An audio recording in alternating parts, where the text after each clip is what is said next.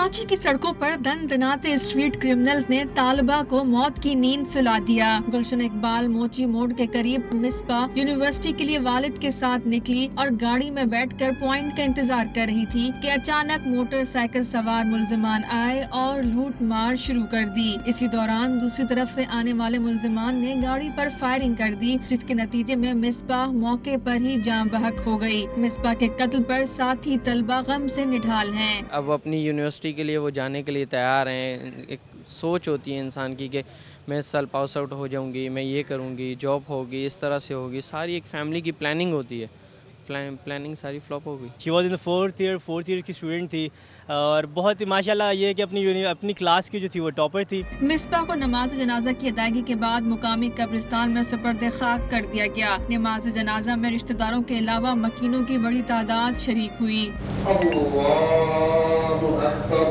तालिबा की हलाकत पर IG सिंध ने नोटिस लेते हुए SSP ईस्ट से रिपोर्ट तलब कर ली और वारदात में मुलव्विस मुल्जिमान को जल्द गिरफ्तार करने की हिदायत भी की।